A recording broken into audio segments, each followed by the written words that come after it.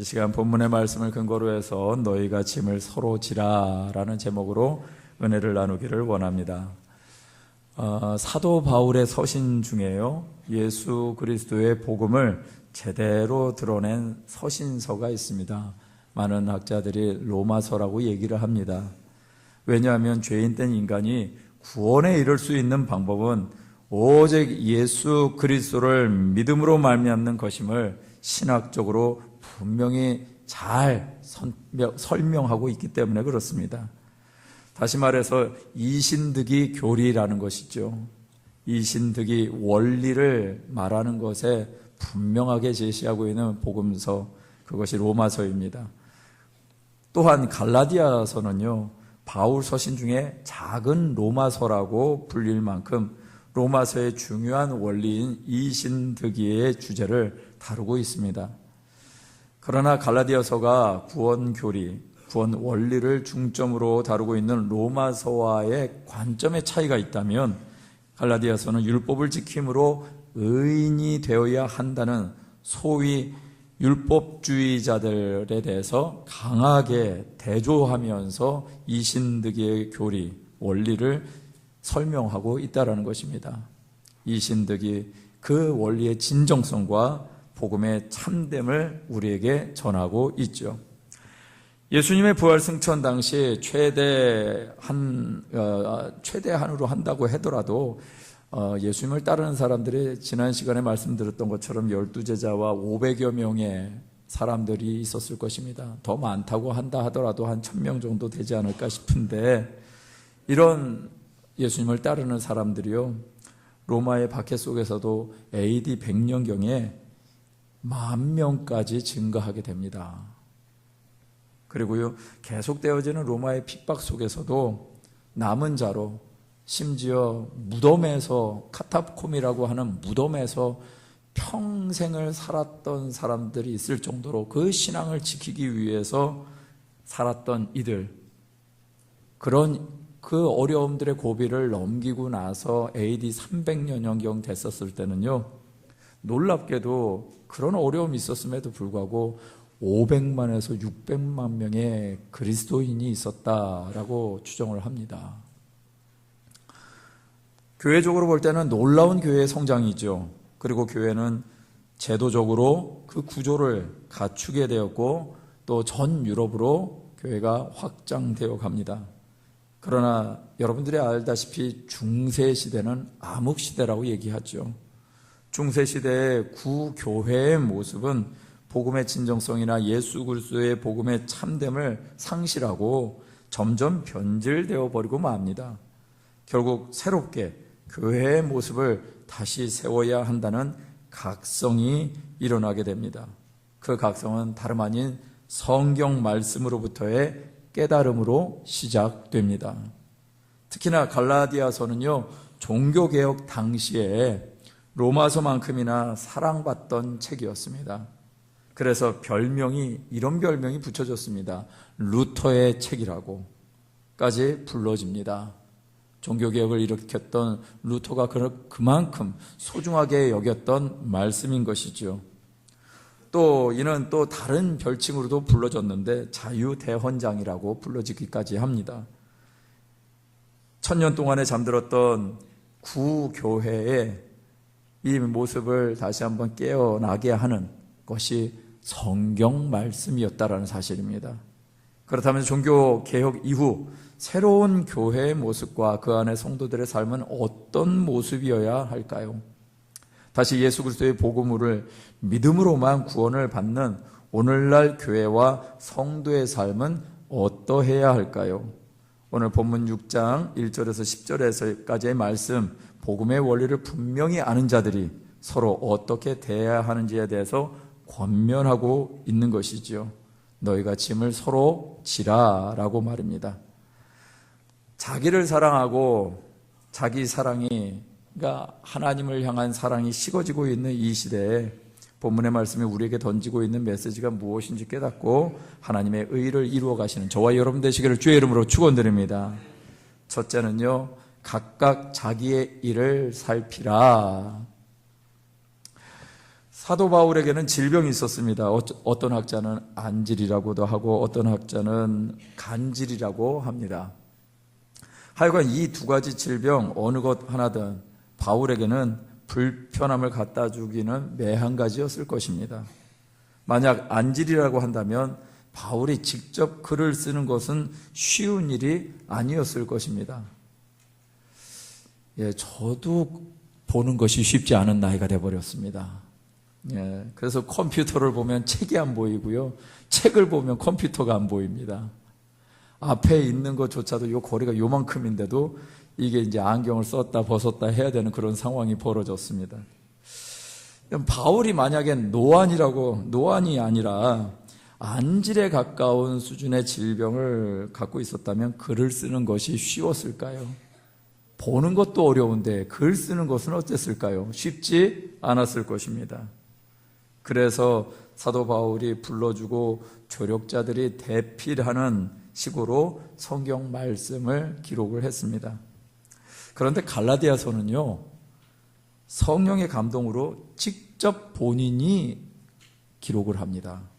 왜 그렇게 했을까? 그렇게 할 만한 이유가 있었을까?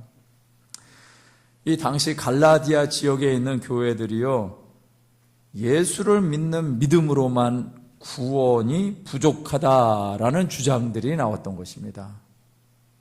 왜냐하면 이방인 그리스도인들만이 있는 것이 아니라 지역은 이방인이지만 그곳에 많은 유대인들이 회당을 중심으로 살았기 때문에 더더군다나 사도 바울이 복음을 증거할 때 회당에서 복음을 전했습니다. 그때 많은 유대인들도 돌아오기도 했습니다. 예수님을 믿겠다라고 했습니다. 그런데 문제가 생겼습니다. 그들이 과거에 믿었던 유대교적인 신앙, 그것이 혼재돼 버린 것입니다. 그래서 유대인들이 과거의 율법적인 종교의 예식에서 벗어나지 못하고 구약 율법을 준수해야 의인이 될 수 있다라는 유대교적 율법주의가 들어와 버린 것입니다. 성경은 그런 사람들을 거짓 선지자라고 말하고 있습니다. 예수님만 믿는다고 구원을 받을 수 있느냐? 예수 복음을 믿는 것만으로 어떻게 만족할 수 있느냐? 하면서 과격하게 구는 사람들도 있었습니다. 그래서 할례 의식을 받지 않으면 하나님의 백성 아니다. 할례 의식을 받지 않으면 구원받을 수 없다라는 주장을 퍼뜨린 사람들도 있었던 것입니다. 그런 주장에 대해서 사도 바울이 가만히 있을 수가 없었던 것이죠. 거룩한 분노를 가지고 본서를 기록한 것입니다. 그래서 갈라디아서 1장 7절 말씀에 보니까 이런 말씀이 있습니다. 다른 복음은 없나니 다만 어떤 사람들이 너희를 교란하여 그리스도의 복음을 변하게 하려 함이라. 그리스도의 복음을 변하게 하는 역사가 초대교회 가운데도 있었다라는 것이죠. 그리스도인은요, 유대인이나 이방인이나 다 똑같이 오직 예수를 믿는 믿음으로 말미암아 구원을 받는 자인 것입니다. 죄와 사망에서 건져냄을 받는 구원에 있어서는 다른 복음이 있을 수가 없습니다. 그래서 사도 바울은 강력하게 말하고 있습니다. 갈라디아서 1장 9절 말씀입니다. 함께 읽겠습니다. 시작. 우리가 전에 말하였거니와 내가 지금 다시 말하노니 만일 누구든지 너희가 받은 것 외에 다른 복음을 전하면 저주를 받을지어다. 할렐루야. 네, 다른 복음이 없습니다. 다른 복음을 받으면 저주를 받을 것이라고 사도 바울이 강력하게 얘기하고 있습니다. 예수님을 믿는 것 외에 다른 방법으로 구원은 없다라는 것이죠.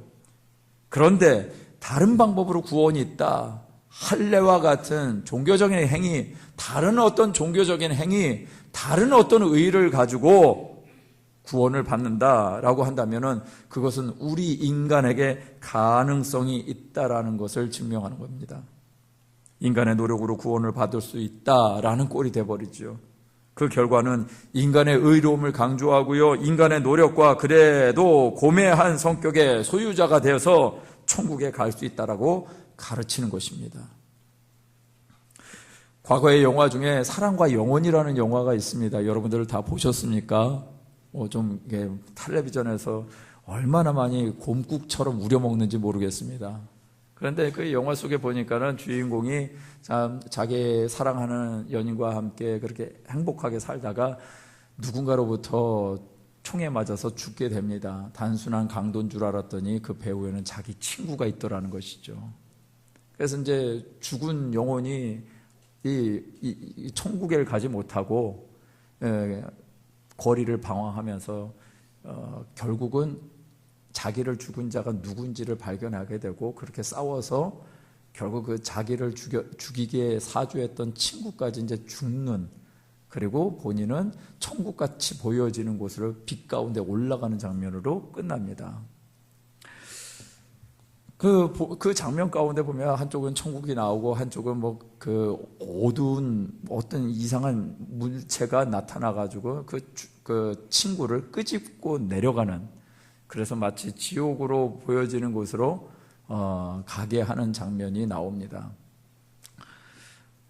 그런데 이 장면을 보면 진짜 천국도 있고 지옥도 있나 보다라는 의식을 많은 사람들에게 주기도 했지만 이 안에 문제가, 함정이 있었습니다. 그것은 무엇이냐면 착하게 살면 천국에 갈 수 있는 거구나 라는 것이었습니다. 법에 저촉되지 않는 삶을 살면 천국에 갈 수 있는 거구나. 이 세상에 열심히 살다가 그냥 나름대로 깨끗하게 살면 천국에 갈 수 있는 거구나. 그런데 중한 범죄를 저지르면, 살인과 같은 중한 범죄를 저지르면 지옥에 끌려가는 거구나 라는 것을 사람들에게 각인시켜 버렸습니다. 여러분, 하나님의 나라인지 뭔지 모르겠지만 그게 그 안에서 표현하고자 하는 것이, 여러분, 하나님의 나라에 갈 수 있는 유일한 방법은 뭐다? 예수 그리스도를 믿음으로 말미암아 가는 것입니다. 예수 그리스도의 믿음 외에 다른 걸로 갈 수 있는 방법이 없습니다. 그런데 그 영화는 그것을 가르쳐 놓은 것입니다. 많은 사람들에게 그런 구원을 가르쳐 놓은 것입니다. 성경 말씀을 볼까요?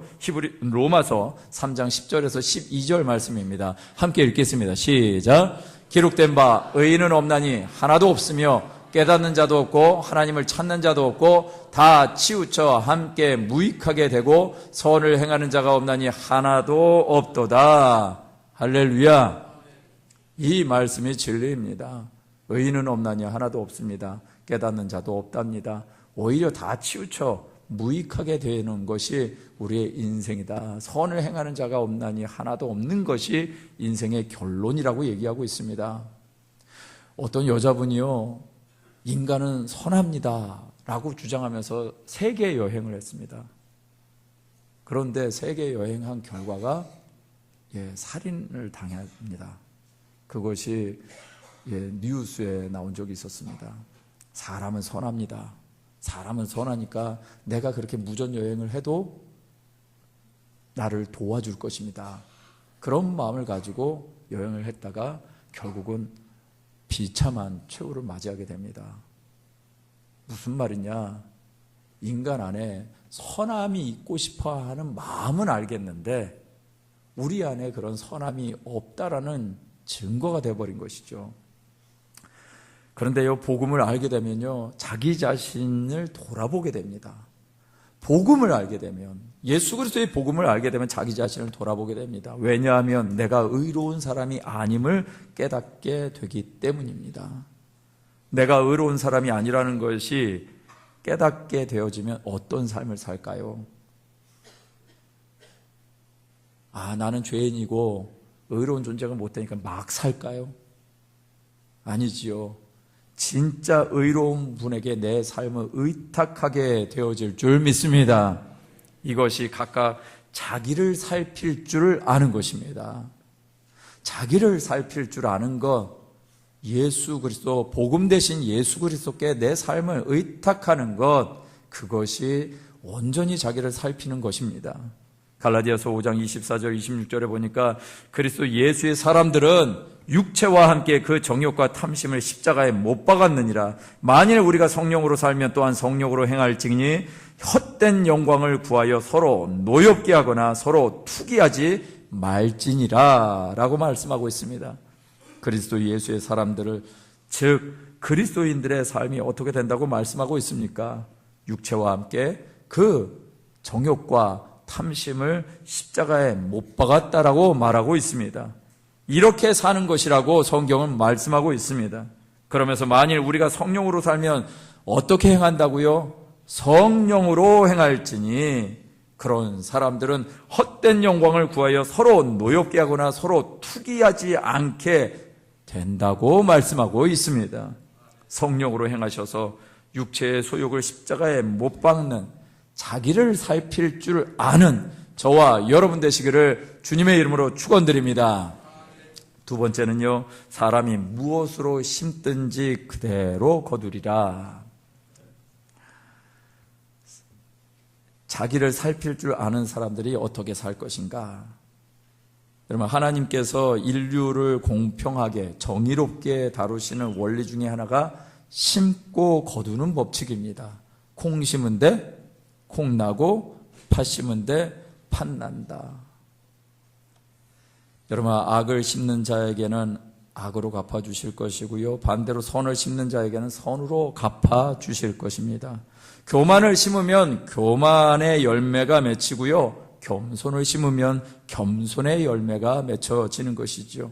교만을 심었는데 겸손의 열매가 맺어질 수 없고요, 겸손을 심었는데 교만의 열매가 맺어질 수가 없습니다.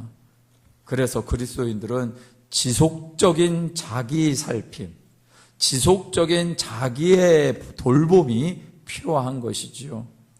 그래서 갈라디아서 6장 3절 말씀은 이렇게 말하고 있습니다. 만일 누가 아무것도 되지 못하고 된 줄로 생각하면 스스로 속임이라 라고 말입니다.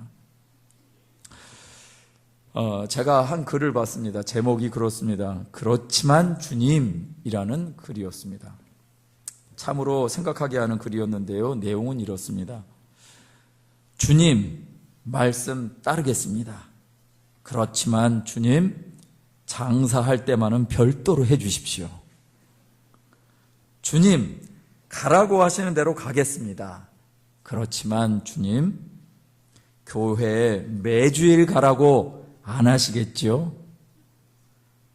주님 바치라고 하는 대로 헌금하겠습니다. 그렇지만 주님 체면 유지하는 정도로 조정해 주십시오.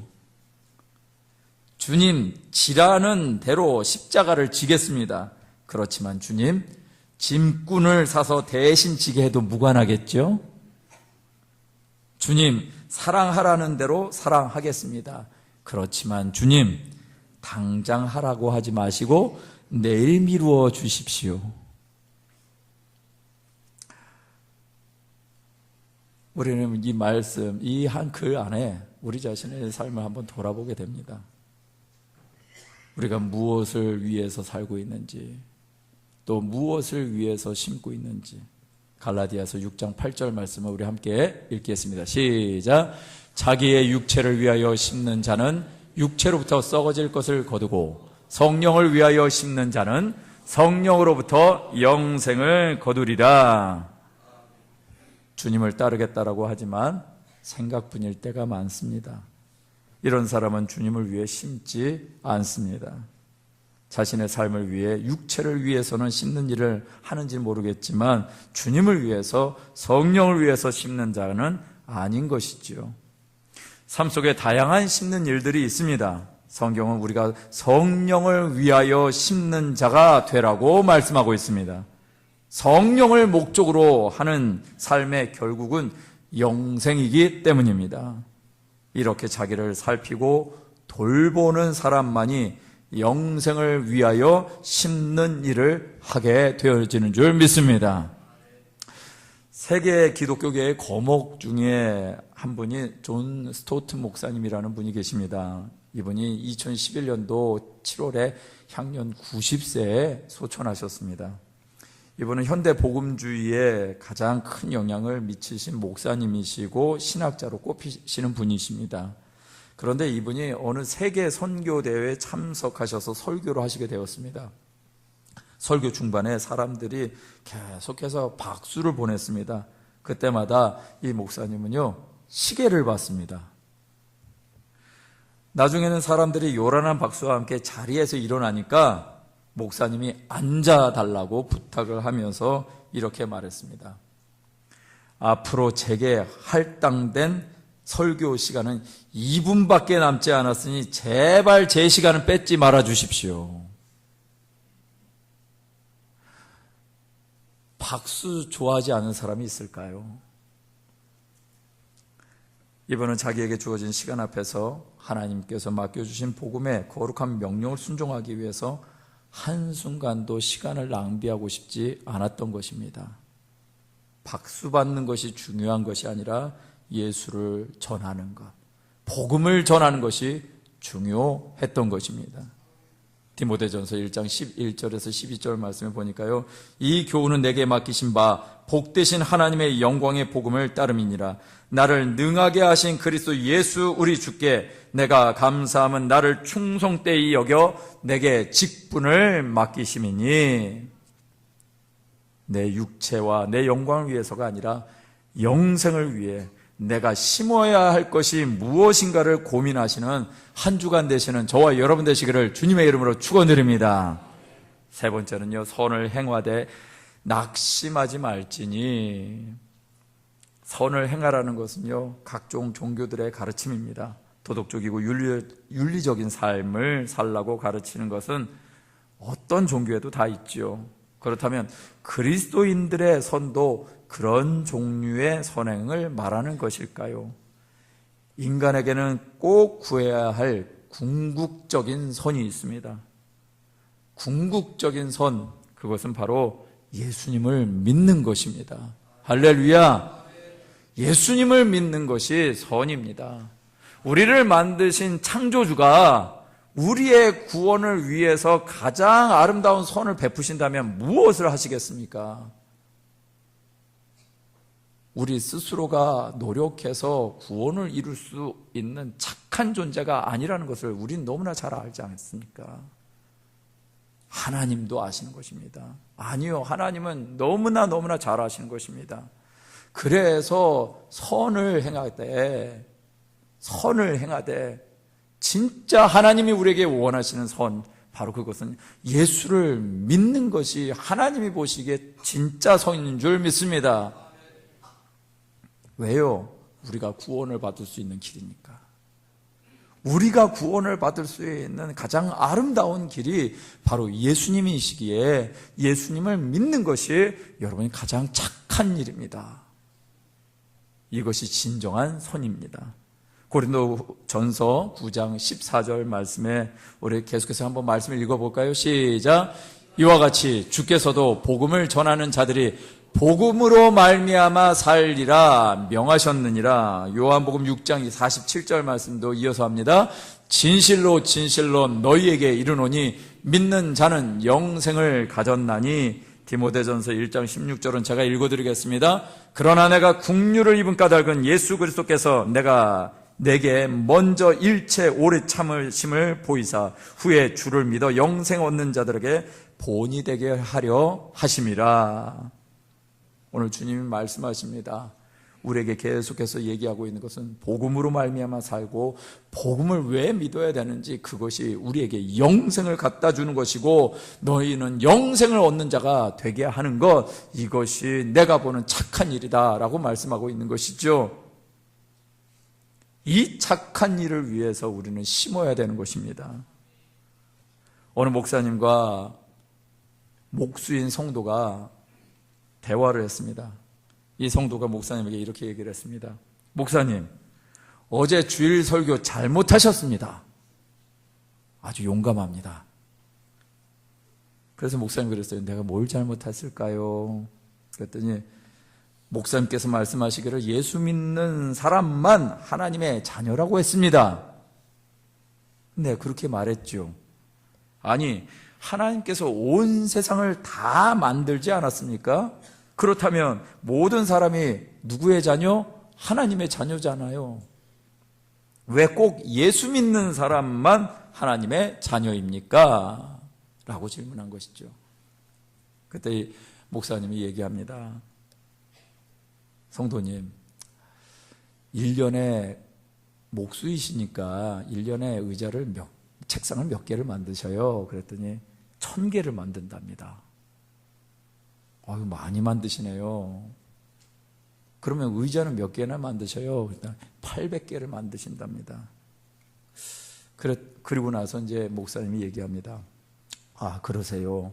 그러면 당신은 올해 1800개의 자녀를 생산하셨군요.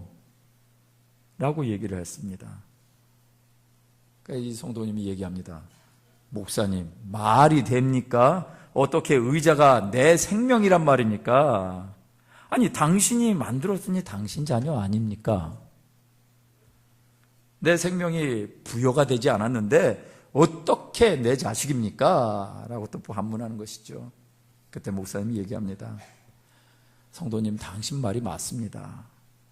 하나님께서 모든 사람들을 만들었지만 하나님의 생명이 부여된 사람만이 하나님의 자녀입니다. 이것을 성경은 영생이라고 말하고 있고요. 예수 안에서 우리가 얻은 새 생명이 바로 이런 것입니다. 라고 얘기한 것이죠. 예수 안에 영생 있는 사람들은 바로 이런 모습입니다. 하나님의 자녀로 우리를 불러주셨고 하나님이 주신 생명을 취한 자가 바로 이런 모습으로 살아가는 것이죠. 그런데 이런 모습으로 살아가는 사람들은요, 누군가에게 헌신해야 하는 영원한 생명을 갖고 있는 것입니다. 그 영원한 생명은 머물러 있을 수가 없는 것입니다.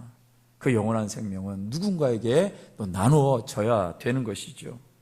이 구원을 위해서 우리는 누군가를 위해서 기도하며 구원의 때를 기다려야 하는 것입니다. 때로는 그 시간들이 가슴을 아프게 하거나 마음을 낙심케 할 수도 있습니다. 또 가족 중에 믿음이 연약하거나 아예 예수님의 부르심에 무응답하시는 우리 가족들도 있는 줄 압니다. 그래서 여러분, 우리는 어떤 생각이 들까요? 그런 이들을 향해서 저것은 사탄이야 그럴까요? 저 왼수 저거는 사탄 짓만 해 하면서 그들을 향해서 뭔가 이렇게 정죄하듯이 그럴까요? 아닐 것입니다. 여러분, 좀 전에 말씀 읽어드린 것 중에 하나가 하나님이 우리를 위해서 일체 오래 참으셨다라고 말씀이 있었습니다. 저와 여러분들이 바로 오래 참으신 존재 아니실까요? 저와 여러분들을 지금까지 참으시고 또 구원의 길로 인도하신 오래 참아주신 하나님의 은혜가 있는 자가 바로 저와 여러분들 아닐까요? 그래서 우리는 기도와 섬김의 삶을 해오던 대로 살아가는 것입니다. 그리고 반드시 그런 자들에게는요, 하나님의 때가 일어나는 것입니다. 그 말씀이 갈라디아서 6장 9절 말씀입니다. 함께 읽겠습니다. 시작. 우리가 선을 행하되 낙심하지 말지니 포기하지 아니하면 때가 이름에 거두리라. 할렐루야. 이 말씀대로 이루어지는 우리의 삶이 되시길 주의 이름으로 축원드립니다. 그런데요, 이 말씀 잘 보십시오. 선을 행하라고 명령했습니다. 선을 행하라고 명령했으면 우리 선을 행한 것만큼 잘 돼야 되는 것 아닐까요? 근데 말씀엔 낙심하는 일이 있다라는 것입니다. 예수님을 믿으면 좋은 일이 있습니다. 왜요? 구원에 좋은 일이 있으니까요. 그리고 덤으로 주시는 하나님의 놀라운 역사들을 경험할 수도 있습니다. 그런데 때로는 낙심하는 일들이 있을 수 있습니다. 제가 한 달 전에 아는 전도사님이 병원에 있다는 소식을 이제 늦게 들었습니다. 모임을 하다가 그분이 병원에 있다는 얘기를 들었습니다. 근데 이분은 이제 교회를 개척을 하셔서 목회 사역을 하시는데 재정적인 어려움이 있어서 공사장에서 일을 하셨습니다. 근데 새끼손가락이 시커매지는 거예요. 그래서 새끼손가락이 시커매지니까 병원에 갔는데 이유인즉 이 과거에 사고로 이 손가락이 잘렸는데 그걸 봉합을 했답니다.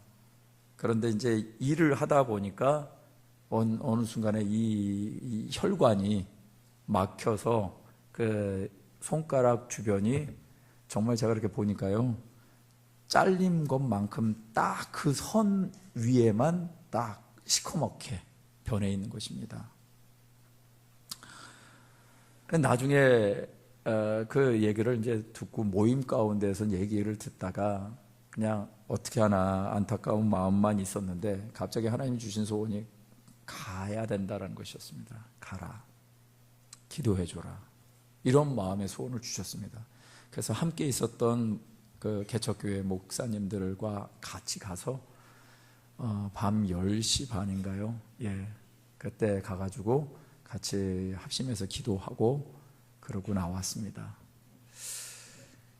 하나님의 일을 하는데 왜 또 이런 일들이, 그리고 어려움이 있어서 그렇게 일을 하면서라도 교회를 세우고자 하는데 왜 이런 어려움이 있을까? 낙심하는 일, 시험 당하는 일이 다가오기도 합니다. 그런데 사도 바울은요, 오늘 말씀 가운데 낙심하지 말라고 하나님의 감동으로 말하고 있습니다. 그리고 때가 이르면 거두게 될 것이라고 주님이 말씀하고 있는 것이죠. 제가 좀 전에 얘기 들은 그분에 대한 결말은 이렇습니다. 이제나 저제나 어떤 변화가 있을지, 어려운 일이 있든지 아니면 좋은 일이 있든지 얘기를 듣고 싶은데 차마 제가 전화를 못 거는 겁니다. 왜요? 저도 그냥 반신반의했던 거죠. 믿음이 사실은 없었던 거죠. 그 순간만큼은. 제가 아주 용감하게 기도하는데, 정말 하나님 붙잡고 용감하게 기도하는데 그 순간만큼은 제가 그렇게 기도해놓고는 마음이 좀 어렵더라고요. 그래서 차일피 이제 확인하고 싶은 마음은 이제 있었음에도 불구하고 미루다가 결국은 나중에 알게 됐습니다. 전화를 해서 상황을 알아보고 그분을 만났습니다. 손이 말짱한 겁니다. 주님이 하신 일이니까 우리 하나님께 박수를 드릴까요? 주님이 하신 일이니까. 제가 그랬습니다. 이런 일이 있으면 진작 알려줘야지, 이제까지 알려주지도 않고 사람 애간장만 태웠냐고 내가 막 뭐라 그랬습니다. 근데 이 얘기를 들으니까요, 그 밤에, 그러니까 그 다음에 이제는 잘라야 되냐 말아야 되느냐, 그래서 이걸 어떻게 치료를 해야 되느냐 고민하는 그 시점이었답니다. 근데 그 다음날 아침에 살색으로 돌아온 겁니다. 피가 흐른 거죠. 흘러 들어가서 그 죽어가는 손가락을 살려놓으신 거죠.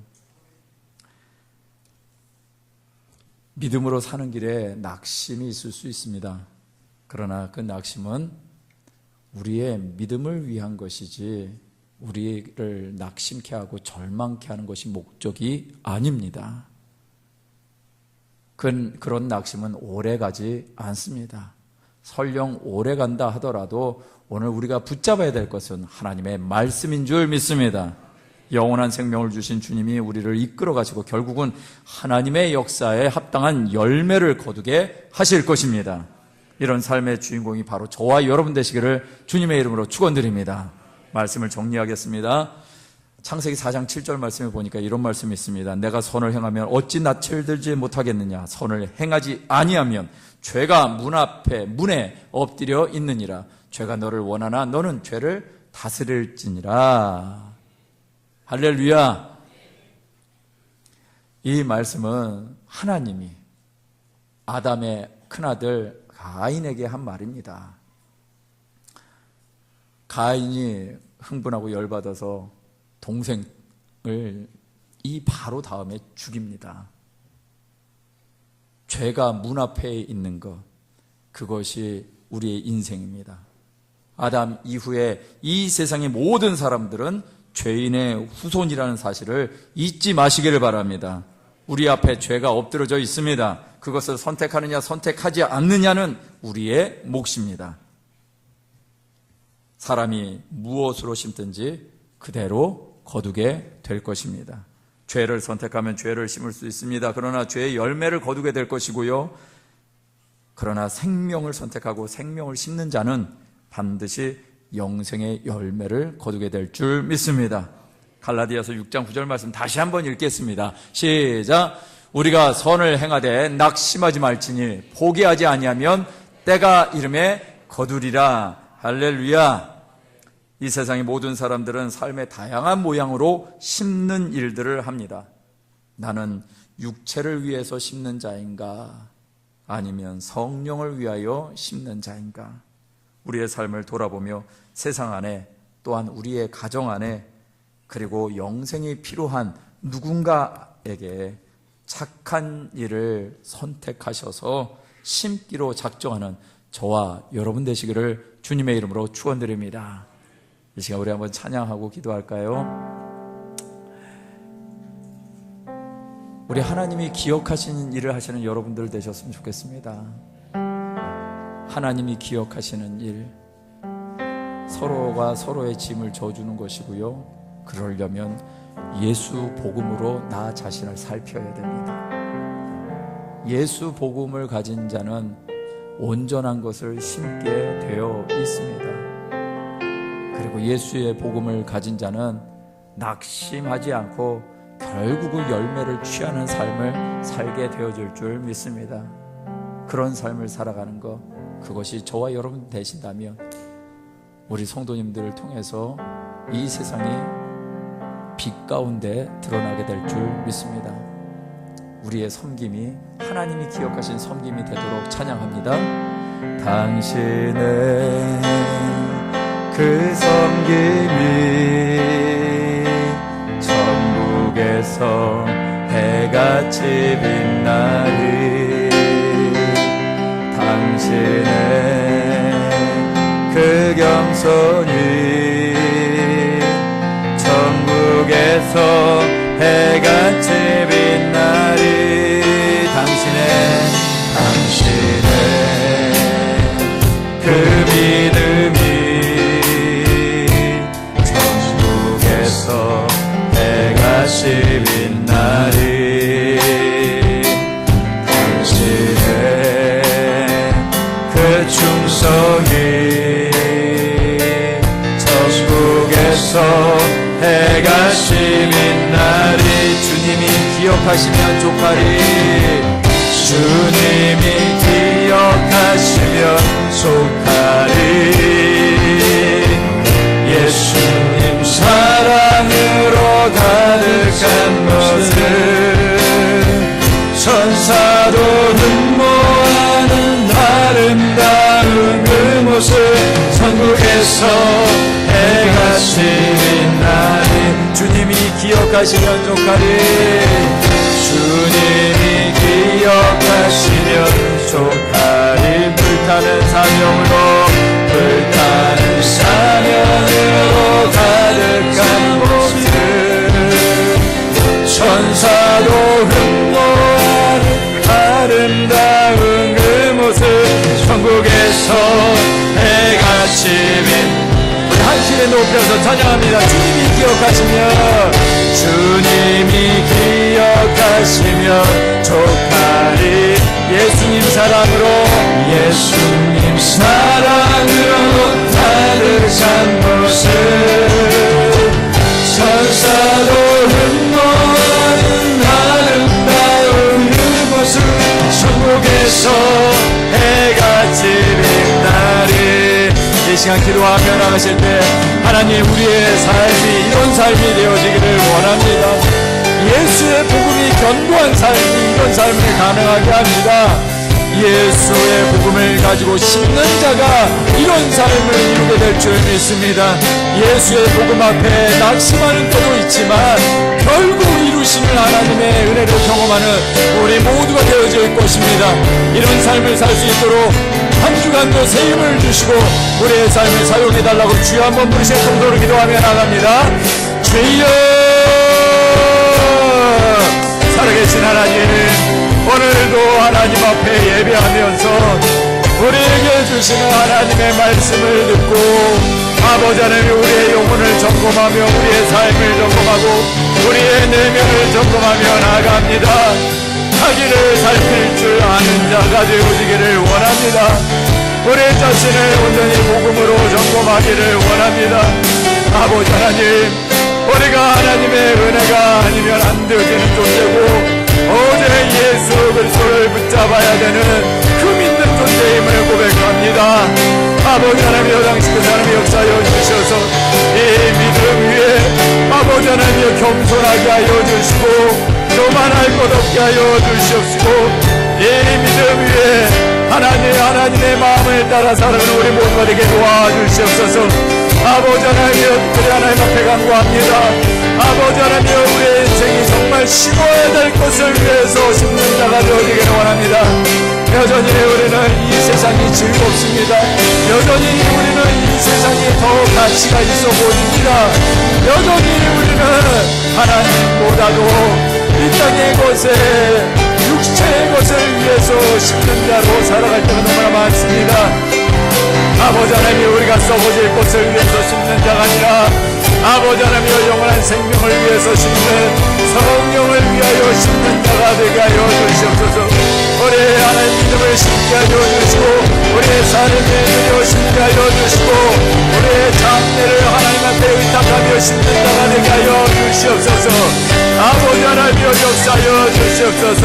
아버지 하나님, 이런 자들마다 아버지 하나님 하나님 붙잡고 나가길 원합니다. 하나님 붙잡고 살아가는 자들에게 아버지 하나님의 때를 따라 또 하나님 낙심하는 일이 있지만 아버지 하나님여 낙심하지 말지니 낙심하지 말지니 아버지 하나님여 결코 아버지 하나님 포기하지 않는 인생이 되게 하여 주시고 아버지 하나님의 때가 이름에 거기시는 하나님의 놀라운 역사를 우리의 삶 가운데 경험할 수 있도록 도와주시옵소서.